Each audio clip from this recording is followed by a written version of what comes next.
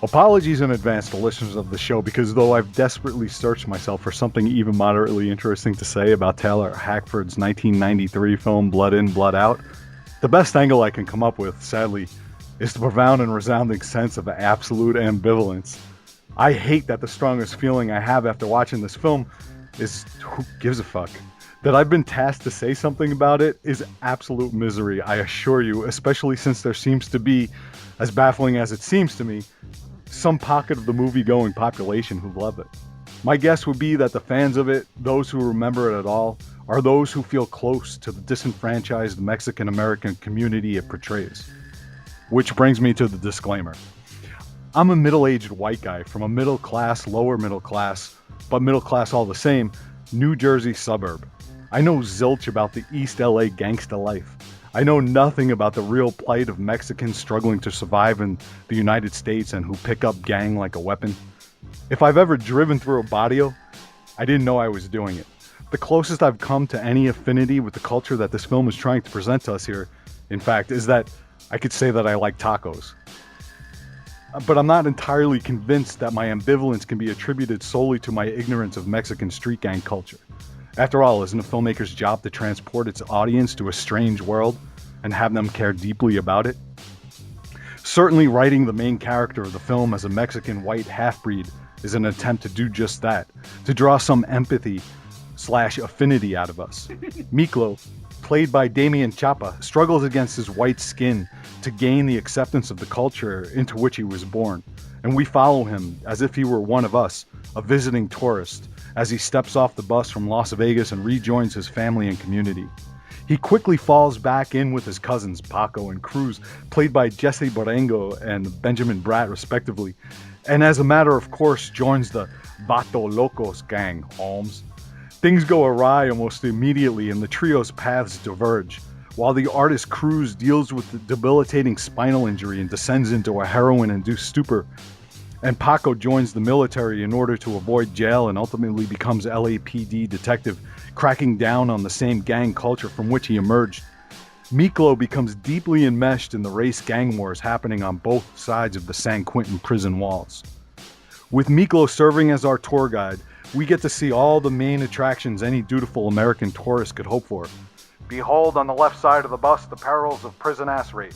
See on your right the heart-rending difficulties of rising above the vicious crime cycle ensnaring the exploited ex-con. And just ahead, witness the double-crossing power plays of gang political violence, etc. and so on. The apparent intention of the film is to provide all of us privileged white folk güeros with an all-encompassing survey of street gang life on an epic scale. But the reasons why it doesn't work are myriad. Firstly, though it purports to be inspired by a true story, if I were to take a guess at it, I'd say that it was mostly inspired by the financial success of the shockingly superior Edward James Olmos film American Me, which, released a year prior, was in turn inspired by a true story. So in Blood In, Blood Out, the inspiration is twice removed. Its power is diluted. It feels distant and fake. I'm pretty sure that before his work got fed through the Hollywood milquetoast filter of script doctors, the writer Jimmy Baca had genuine first-hand experience with East LA gangs in and out of prison, and that what he envisioned was authentic and potent and sincere, and it probably broke his heart into a million pieces to see his lifeblood eventually ground into the synthetic meat sausage that came out on the other side of the Hollywood grinder. It probably killed him to see cardboard caricatures made of the flesh and blood and guts people he'd known. Probably destroyed him to see his life portrayed by overactors dressed in bad Halloween costumes delivering ham-handed dialogue against an after-school special music score in order to teach TV Movie of the Week morality lessons. Look, it comes down to this. If you're looking for a good film to take you through the nuanced facets of the Mexican LA street gangs in a meaningful and believable way, do yourself a favor and go first to American Me. Did I mention that the thing plays for 3 hours and 10 minutes? 3 hours and 10 minutes. And at the end of this never-ending coma, there's no kind of closure whatsoever. But that's not to say that it invites you to contemplate meaning with some artsy-fartsy Euro film Raymond Carver type open ending. Rather, it just seems that the filmmaker simply ran out of film and decided on the spur of the moment to strap the camera on a helicopter for a bird's eye shot and call it quits. Maybe that's the real cause of my profound ambivalence with this picture, that Hackford wasn't even quite sure of what he wanted to say with it, or didn't even know what question he was asking. Or more likely, the writer's statement got lost somewhere along the way of the production. Ultimately, no clear direction or anything resembling a statement emerges. So, if you're scratching your head wondering why the hell I'd be wasting my breath on a mostly forgotten picture that's 20-something years old that I don't even like and don't even feel strongly enough about to really dislike, here's the reason. We take turns programming these episodes and we assign films to our co-hosts. And while I would never, ever even think of suggesting that this is the case with my cohort Max Cook here, who assigned me Blood In, Blood Out, it has been suggested in the past that we sometimes assign movies to each other as acts of passive-aggressive shin kick. So to sum it up, the questions I have for why this assignment has befallen me are the same exact questions I have for the film itself. Why? Why? 3 hours and 10 minutes, for the love of God, why? Joe, I've never listened to you not hate, but just, I don't know what, you have this may have been the most difficult film that I've ever had to... It's terrible. I just don't it's just a mess. And then I read there was a whole subplot that they didn't even add into the final edit, where Benjamin Bratt's character had a girlfriend, and they cut all this stuff out. And like, I'm just thinking about what you said at the end. There was like no resolution to like anything. I mean, the guy that they pitted, Benjamin Bratt, like the main hero, wasn't even a part of the final scene. He wasn't even in the scene. Makes sense. I mean, they could have at least invented some, pretense or contrivance to get him out there to the LA. Force, like Brad at the end is like, okay, all right, Holmes, I'm with you to the end, Holmes. Like all of a sudden, he just changes his mind, just like that. Like, I mean, get the fuck out of here. And the hack in Hackford really, really plays here. Because I mean, this is just three. He went on to make a few other, a few better movies. All right. He had a really popular film called Against All Odds, which was a big hit. Right, it was a huge hit. It was. I mean, that played over well with a lot of the 25 to 40 crowd, white 25 to. When we were younger, that came out. Our parents loved Against All Odds. Didn't he direct Officer and a Gentleman also?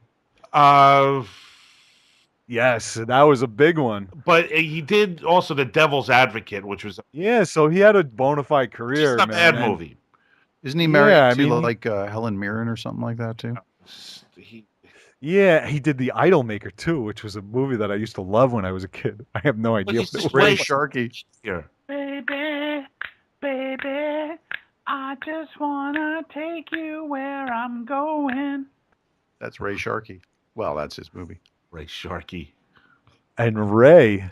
He did Ray, yes, which is a huge movie. Yeah, this guy had a big career, I'm never crazy about Ray. I think that's a paint by numbers movie too. Well, it was very similar.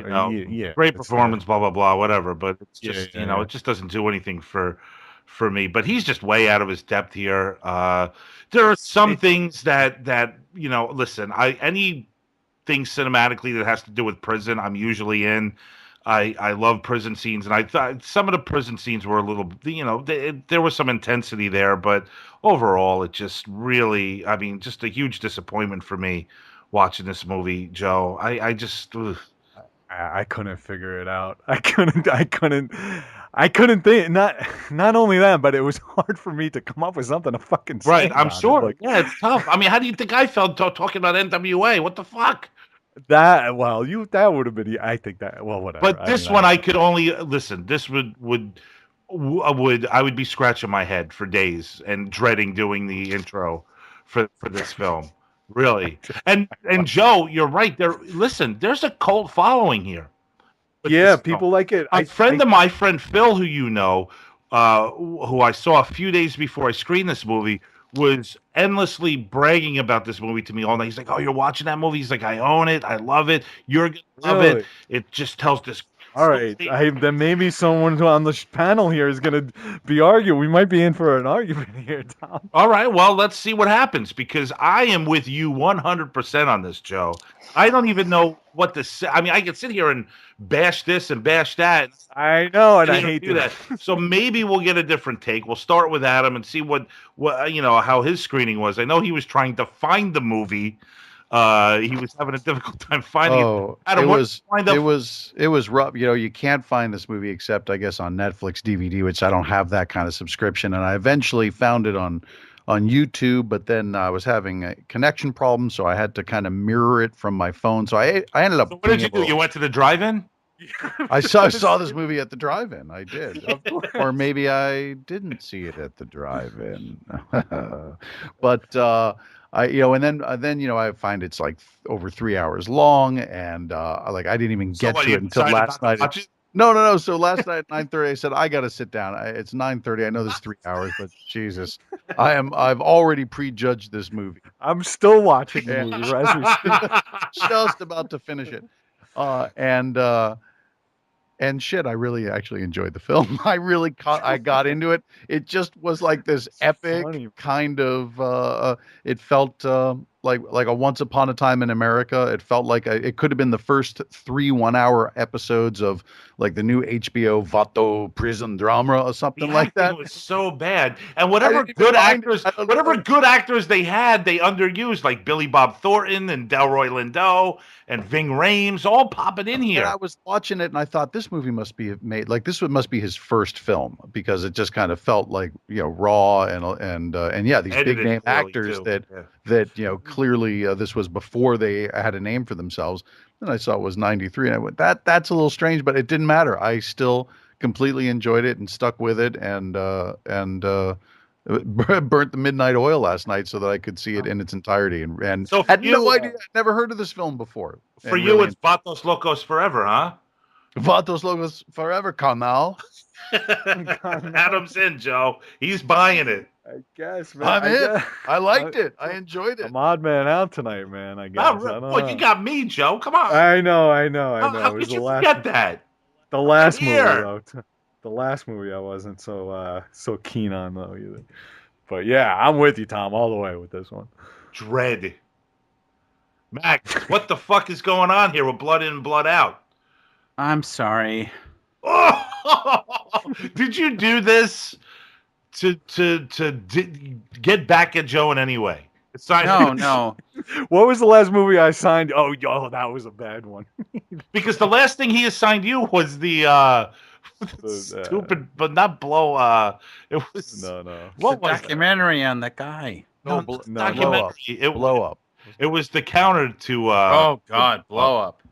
It wasn't Blow Up though. It was Jesus Christ, Peeping Tom. Oh, Peeping Tom. That's right.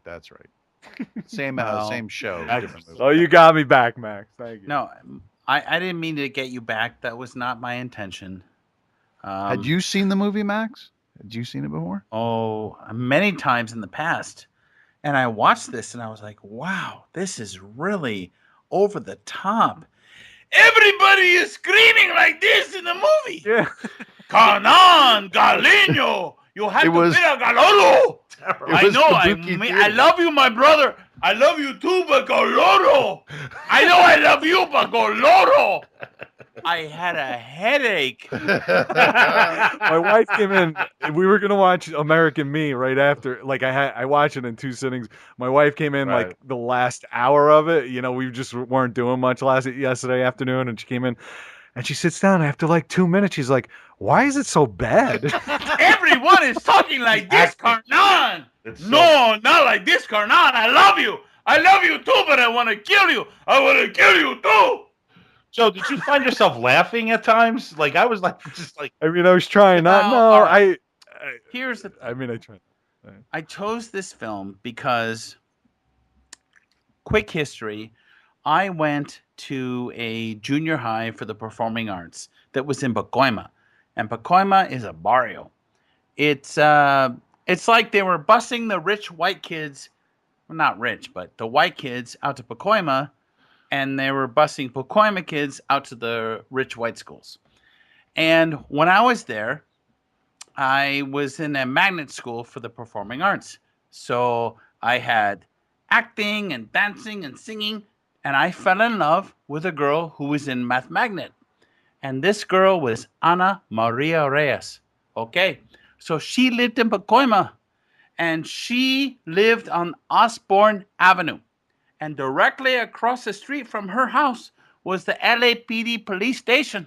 So I would love her and I would want to be with her. But the problem was I was a white boy. So I was bussed out to the barrio. And I got to tell you, the Mexican gangbangers were like, who the fuck are you, Holmes? What the fuck, bitch? I've had knives held to my throat. Oh, jeez. I've had all kinds of horrible things. But I worked it out with comedy. And I said, but I'm dating Ana Maria Reyes, who was a Hispanic girl. And that provided me protection. And that's how I'm still friends with her to this day. Protection. Max, a knife to your throat. That's like West Side Story. I know. I played riff. When you're a jet on the way from your first cigarette to your last dying day. When you're a jet, you're the swingingest thing. Little boy, you're a man. Little man, you're a king. The jets are in gear. It's not the first time he's... I know, he loves it. I know he does. Oh, man. The point is, I had a connection to the, not so much the Crips and Bloods, but the Vatos. Forget about it. Knife to your throat. But Max, have you seen American Me? Oh, many times, Holmes. That's a good movie, man. That's the first time it's the first time I watched it, and I'm glad. If nothing else, Blood In, Blood Out got me to that movie, and I really am a fan of that one, man. I'm glad. I never saw that American Me, Joe. It's good, man. It's this movie, except like better, like a good. Okay. Movie. Like it's a good. Is it, it's like a is good it version. 3 hours long? No, it doesn't need to be 3 hours long. No, it doesn't need to be 3 hours long. Oh my God, Tom! What about you and Blood In and Blood Out? What are you thinking? Blood In and Blood Out. The only question I had is why? Why did they even bother? American Me told the story. Oh, there we go. Told it accurately, to the point where Edward James Olmos was getting death threats and needed to get a concealed weapons permit. It told the story of the deal is the founding of the Mexican mafia. That's the whole. There's no reason to have made a fiction that was a piece of shit in my mind when you had American Me. American Me was an epic prison movie. And not only that, just like as much as I agree with you, not as much as the subject matter, I'm sure it sounds like it's ringing true with you, but from a filmmaking and storytelling perspective, those characters all had doubts and flaws, and they had decisions that they had to make. They weren't just friggin' moving along on there. You didn't feel the consequences of being part of, the big deal, right? In Blood In, Blood Out, the Galaunda. You didn't feel the consequences of making that trip. But in American Me, the one guy had to kill his brother. I mean, come on, that's. So no, I didn't like this movie. I didn't like it the very first time I saw it. I didn't like it the second time I saw it, and because I was doing this, I watched it another time, and I didn't like it this time either. There's nothing about the movie I like. Not one thing. I don't like any of the acting. I don't. It's not believable because, again, I worked in that world. I know. Yeah. I just they weren't menacing enough. Like again, in American Me, you're terrified of some of these guys, which you should be. In this movie, you weren't terrified. Magic Mike was a joke. I mean, that was supposed to be the baddest guy they had. No, I can't tell you anything. Low ride. Take a little. It had that. Both movies. Yeah. Both movies had that. Oh, American Me delivers that in Lowrider as well. Oh yeah, they play handball, which look at watch American Me. Colors. It's in colors too, right? It's in colors. It's in American Me. It's in Blood In, Blood Out. Yeah, it's That's funny. Adam.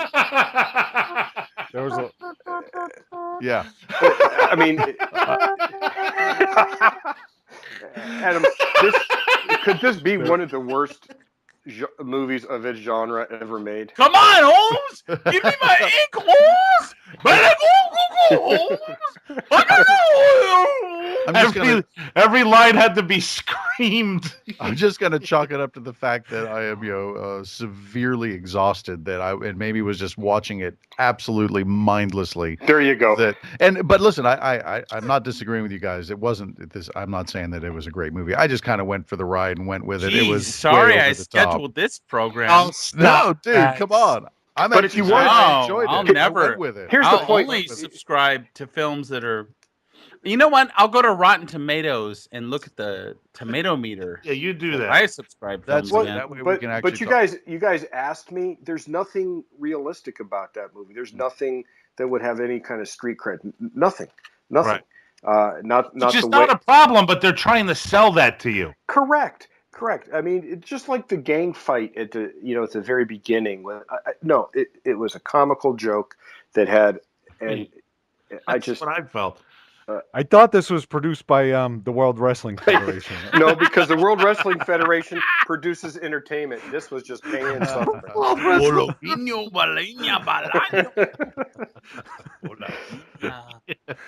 Razor Ramon was in. So there you have it. I don't think there's much to say about this movie, guys. So. No, I don't. I think we've hit a brick wall. The Vatos, they've tired us out here, unfortunately. Does anybody have anything else to say about Blood In, Blood Out before we wrap things up here and say our goodbyes? Well, you know what? It has nothing to do with this movie, but I'm going to throw one out there for you guys. If you if you have a great movie that you haven't seen, it's one of my favorites. It's made in New Zealand. It's called Once Were Warriors, or Once Were Warriors. Once Were Warriors, yeah. Unbelievable. If you guys haven't done that, I suggest that for another show. What's the premise? It's about a Maori, which are the indigenous people of New Zealand and their culture, and it's kind of like a gang movie that's not a gang movie. It's about alcoholism. It's about fighting. It's about badasses. It's like it's like a Billy Jack made down there with a character that is so endearing and you hate him at the same time. That I highly, highly recommend that. I think you guys, Max, you've seen that, haven't you? No. Oh my God, you have to. I mean, it's Okay. great. It's great filmmaking. It's great acting. It's got everything you'd want, from personal interaction to some great ass kicking fight scenes. Let me throw that out there for you guys. And if you ever want me back and you do that, I'll be happy to write the intro for it. Oh wow! Nice. Nice. Did you, Tom? Did you instill Max's love of movies? No. Are you a movie fan? We are. In our house, the Oscars was like the Super Bowl for Max and my wife. It was a big deal. It was popcorn. It was an epic night. I'm a sports fan. What I did instill in Max that I'm pretty proud of is Max can recite every line of The Godfather. And that I did expose him to. And that's probably what I'm proudest of, because we both agree that's one of the finest movies ever made. And so besides music, that was the only real movie that... The sports thing didn't take, though. No, it didn't take. But Tom, you also exposed Max to your finger up his mother's towel dress as well. I think that's the demented view of a 9-year-old child. Let's not forget Because that. it didn't happen. It was in my imagination. Yeah, why would I be doing that? Come on now. I will tell you something that Tom did. So my favorite film when I was 12, 13 was Stanley Kubrick's A Clockwork Orange. And this is when VHS cassettes cost $80. Yep. And there was a corner video store where you could order VHS cassettes. And Tom bought me my first ever copy of A Clockwork Orange for $80. And it was the biggest deal of my life. and I played that cassette until it ran out. I put it in the VCR, and it wouldn't play anymore, 4 or 5 years later. But Tom bought me that one because he knew how much it meant to me, and that was a really big deal. The other, awesome. you talk about movies. The other movie that actually Max got me into, which is one of my favorite movies as well, is Full Metal Jacket, because Max actually introduced me to Kubrick. Nice. And I think Full Metal Jacket did for military movies what Colors did for gang movies, with that sense of realism. That's just my point. Max, you got him into Kubrick. I did. Nice. I saw that film for the first time with my girlfriend Lisa at the GCC on Victory Boulevard. And it was the opening day, and we saw the 4:00 show. And I said, we are going to see this film. And she said, I don't want to see a war film. And I said, yes, but you are about to see a Stanley Kubrick film, and that's different. And she understood it after the film was over. Can I say that the first video cassette I ever rented in my life, when I walked into a video store for the first time, we had a VCR, and I said, that's the movie I want to rent, was Clockwork Orange. And I also saw Full Metal Jacket at that same theater. It might have been a drive-in, but I think it was that theater. Because you're talking about this guy, Max. He's taking your glory. I know, he's busting my balls. Yeah, I did that too, man. Yeah, man.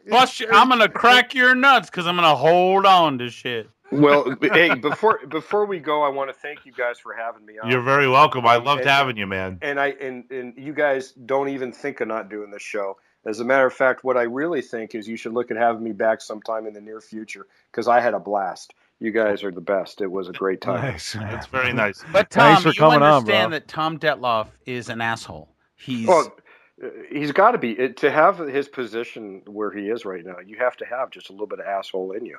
And I think that's what I love most about this guy. but he's also a dick. Yeah, well, they usually go hand in hand, don't they? All right, Max? Enough of your nonsense, Max. Seriously, you keep it up. I'm going to get Nicole in here to tell you to shut up. Once we're warriors. Don't forget that. That sounds cool. Once we're warriors. Tom, thanks a lot for coming on and shedding some light on all this crazy activity, dude. That was really awesome. And I know for a fact that our listeners are going to appreciate it. I appreciate it. Joe, Max, and Adam appreciate it, man. I do. I have one last question, Tom. Sorry, I know we're ending the show. So, in your dealings with gang members one-on-one, did you come away with the sense that you understood why they joined the gangs? I'm going to tell you. I'll leave you guys with this quick story, and then this is an answer. We were doing background investigation on a prospective new hire. So we decided, we were in an area that wasn't in our city. We were in Los Angeles in Panorama City. So we decided to cut through on a street, and the street was called Blythe. I'll never forget as long as I live. And as we came down to the end of the street, there was a barricade that was put up by the Los Angeles Police Department, cement barricades to keep traffic from going through, because it was such a heavily trafficked drug area that we didn't realize that we hit a dead end. So we started to back the car up and leave, only to find out that we were surrounded by gang members, and I mean surrounded. And they knew that we were police officers because it's obvious. And the other reason is I held my badge up and I held my gun up to show them. They weren't even phased, not even phased. So we got on the radio. We called our dispatcher because we couldn't talk to the LAPD, but our dispatcher called the LAPD, and within 2 minutes, all you hear are lights and sirens. The cavalry was coming. So, yes, I understand where they're coming from. No, I don't understand the level of violence or the lack of respect. And this was many years ago. And quite frankly, had the cavalry not come, I'm not sure what would have happened, to be honest with you. But you ever hear the old story that, if you say you're not afraid, you're lying? Well, my little asshole was puckered because the look in these guys' eyes, they didn't care that, the badge, the gun, it meant nothing. So the most powerful thing we had in that car was a radio. So the answer to your question is, I do understand where they really are, how they form. I don't understand the level of madness that they, and believe me, they put it on each other more than on other people. The level of madness that they do to each other. So no, I don't get it. I mean, yes, I understand, but no, I don't get it. Thanks, Tom, man. Awesome having you on, and we definitely will have you on again. That's a promise. Okay. That is a definite promise, man. You are awesome, and I'd love to hear you just talk about movies in general with us. So we'll definitely get you back on, dude. All right, guys. Have a good night. Thank you, Tom, very much.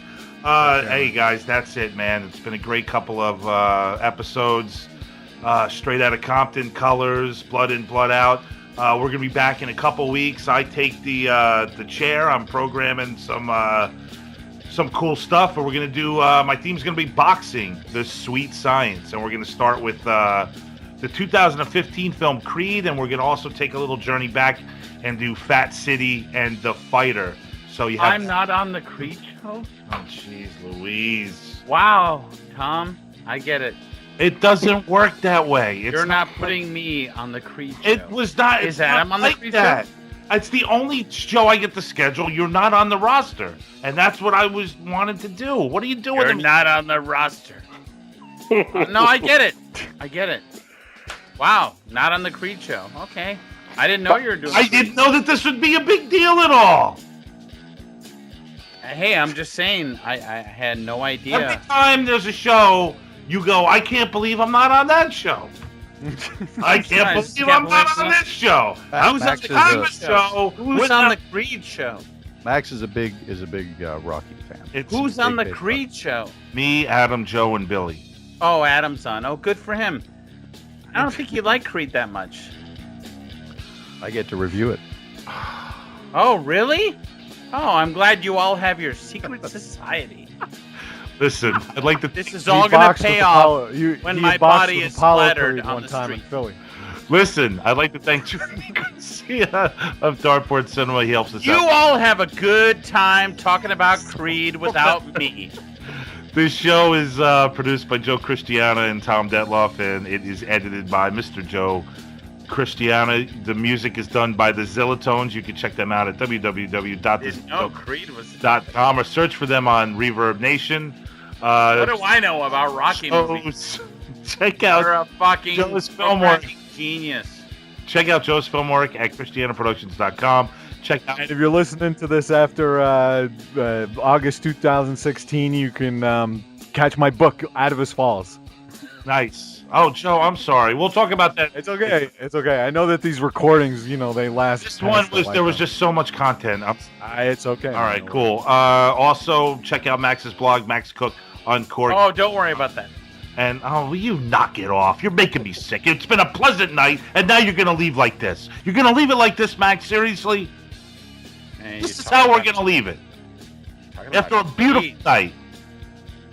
Anyway, StarlandPC.com. That's where you can check out Adam Shoulder's pilot and his website.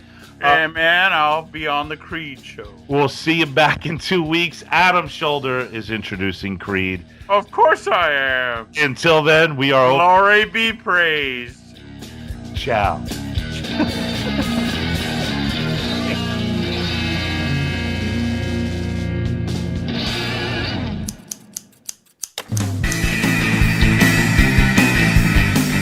Tune in next time to satisfy more of your strange desires. The Cutting Room Movie Podcast. We do chicken right.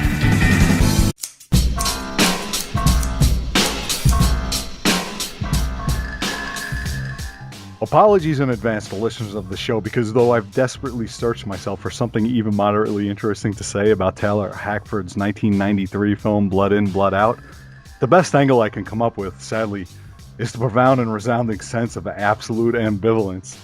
I hate that the strongest feeling I have after watching this film is who gives a fuck. That I've been tasked to say something about it is absolute misery, I assure you, especially since there seems to be, as baffling as it seems to me, some pocket of the movie-going population who love it. My guess would be that the fans of it, those who remember it at all, are those who feel close to the disenfranchised Mexican-American community it portrays. Which brings me to the disclaimer. I'm a middle-aged white guy from a middle-class, lower middle-class, but middle-class all the way. Writer Jimmy Baca had genuine first-hand experience with East LA gangs in and out of prison, and that what he envisioned was authentic and potent and sincere, and it probably broke his heart into a million pieces to see his lifeblood eventually ground into the synthetic meat sausage that came out on the other side of the Hollywood grinder.